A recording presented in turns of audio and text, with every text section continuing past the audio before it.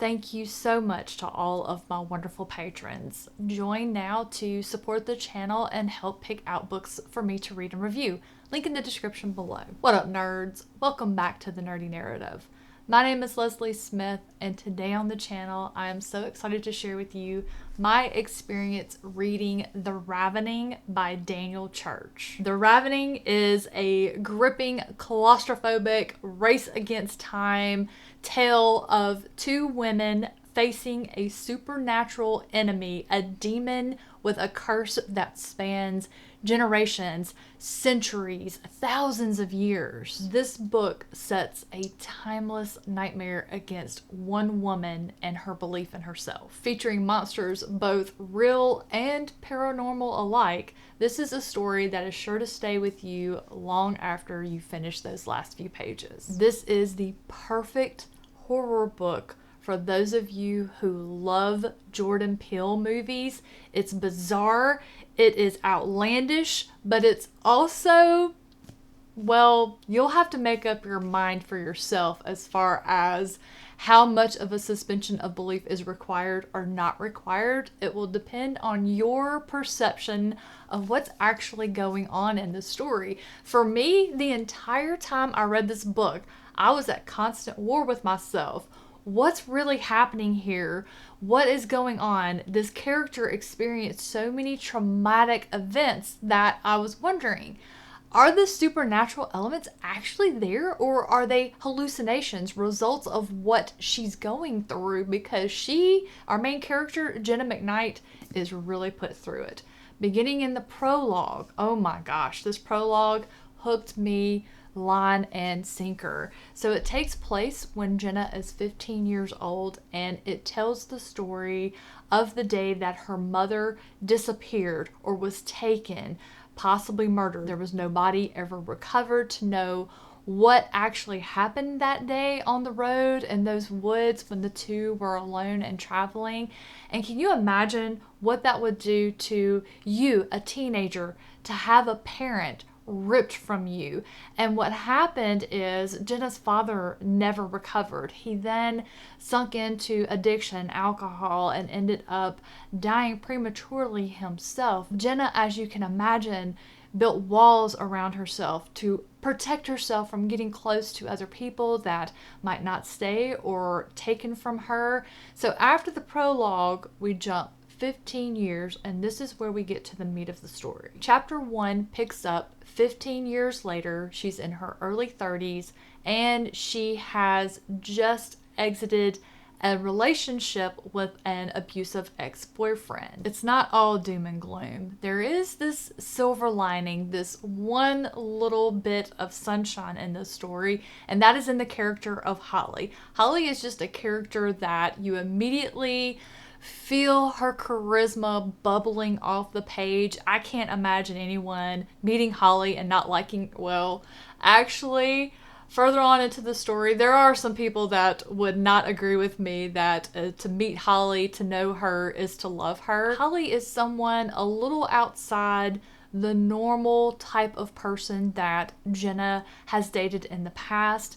She does not realize how much she has come to attach herself to Holly, has depended on her. There's little signs of it that we, the reader, see and we're picking up on, but Jenna is trying to keep her heart walled off from caring about someone so much. She's still dealing with the loss of her mother. It's unresolved.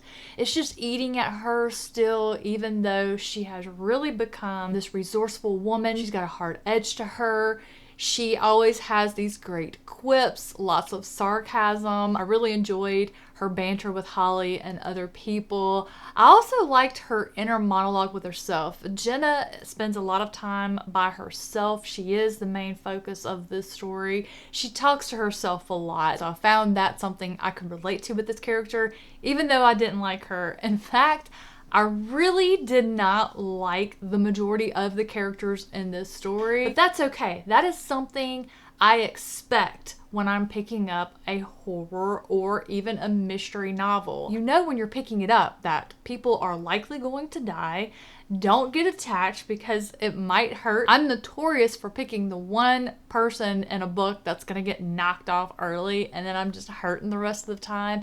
So I wasn't upset that I didn't like the characters. That's just something I expect in a horror novel, but that doesn't mean that they weren't written well. The one thing that I really appreciated about Daniel Church's character work in The Ravening is he developed them well. We knew who these characters were. We knew what their motivations were. We knew what their intentions were. There was no secrets. It was very forthcoming, or they were written in such a way that you knew exactly what this person was doing. I liked that. I liked that a lot. All of the mystery and intrigue were kept on the folklore, the superstitious, supernatural element of this story, which is this demon that is hunting Jenna. And it's doing it in such an unexpected way. This demon's intent is not to possess Jenna. It's not to kill her. It's something I would never have guessed in a million years. There is no hint to it on the book description.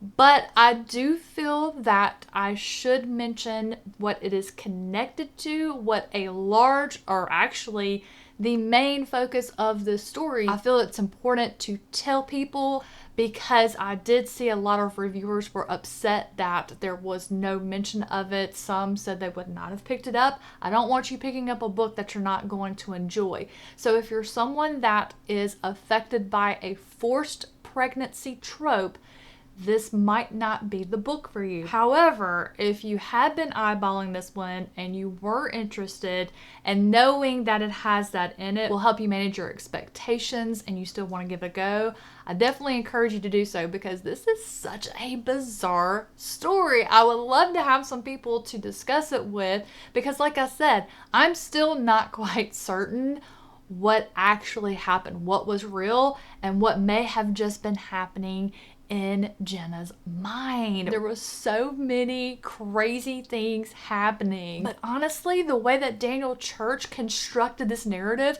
it could be explained away with a scientific diagnosis. Jenna, our main character, experiences so much trauma.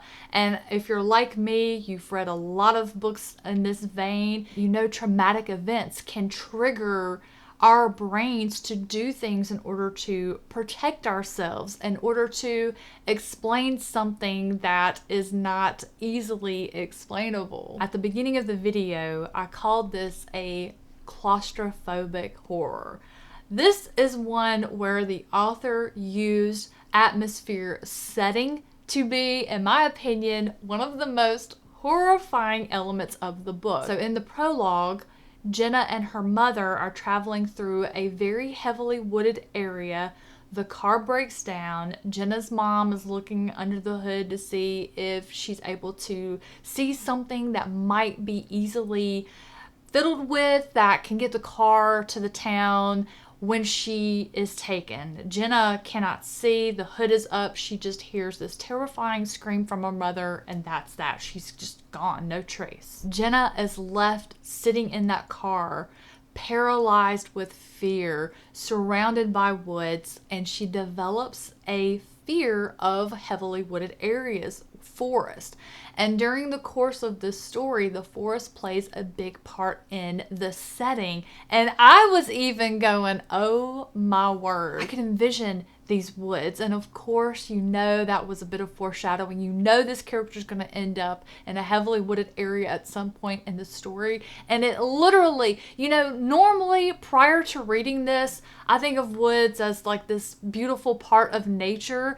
But when I'm reading it in the context of this book, I'm just thinking about how all those trees can just feel like they're closing in. I immediately had in my mind, if you've ever watched a movie where they kind of bring in the scene, like they're drawing it to a point so that it just focuses on a character's reaction.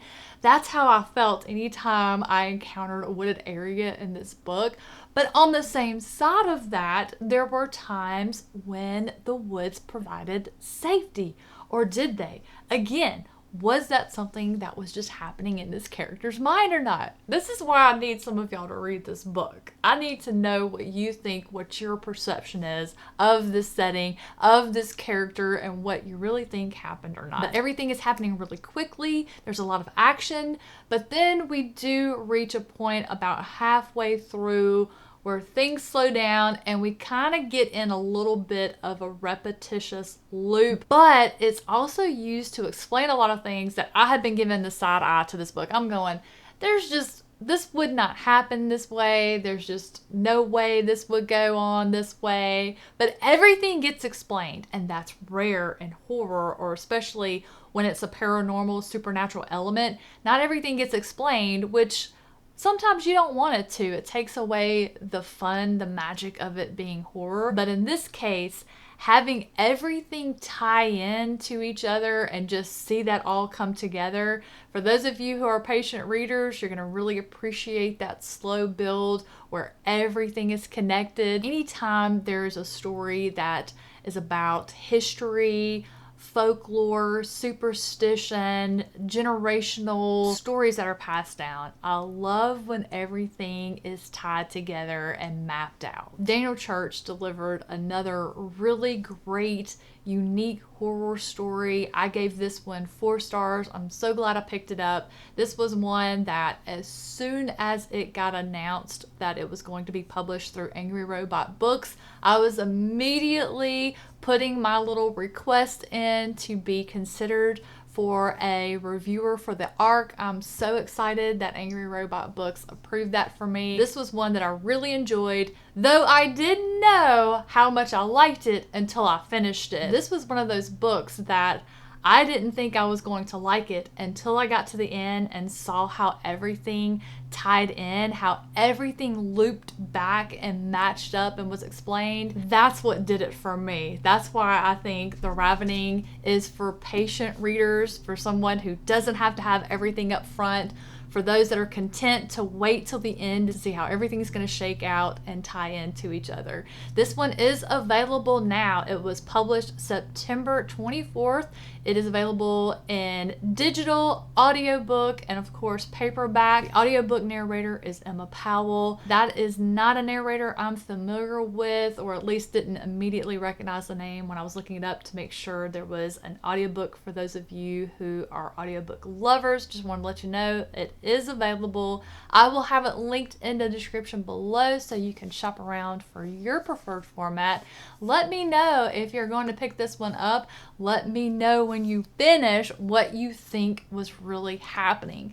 Did it happen, or was it in Jenna's mind? Thank you so much for listening to this review today. Hope you enjoyed it. Hope I was able to give you enough information about this book so you can decide if this is one that you need to be getting on your TBR. Have a wonderful rest of your day, and I'll catch you in the next one. Thanks again to all of the Nerdy Narrative patrons, with a special shout out to the Nerds Radiant tier: Chad, John, Gail, Amanda, Ashley, Star, Tara, Ann, Amanda, Andrew, Kate, Ev, and Sharon.